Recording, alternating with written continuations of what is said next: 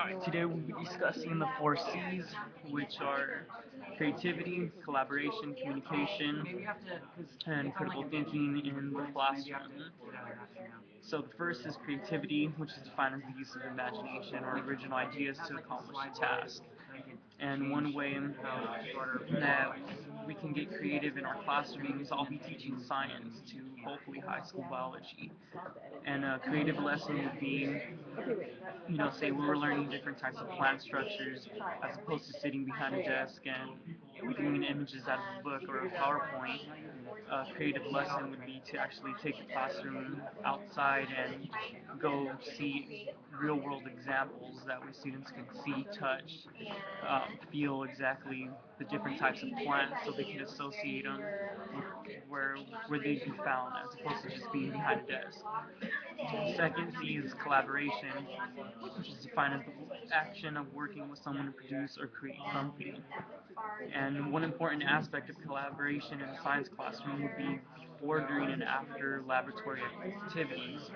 And it'll be especially important just because we need to keep students safe while performing any types of laboratories. So it's important that students, as well as the teacher, have good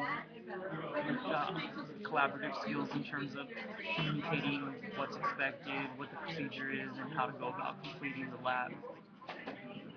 The third C is communication. Communication is defined as a process by which information is exchanged between individuals through a common system of symbols, signs, and behavior. And one way I plan on incorporating communication into the classroom is something called student learning communities, or I'll refer to them as SLCs.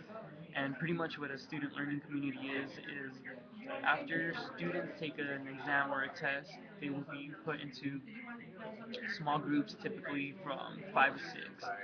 And what happens in these SLCs are students have the opportunity to go over their individual tests and compare their results to their classmates. And this is a really good way to actively engage students in them being able to communicate why they got the answer right and what their thought process was, which gives students an opportunity to pretty much review and learn the material prior to moving on to, say, the next unit. And it's a good activity being in student learning communities because not only does it increase peer communication, but it also increases the amount of communication that is between the teacher and the students when, say, one question was answered incorrectly by all students. So I believe incorporating SLCs will be a great way of increasing communication in the classroom. The final C is critical thinking, and critical thinking is defined as a discipline, which is disciplined thinking that is clear, rational, open-minded, and informed by evidence.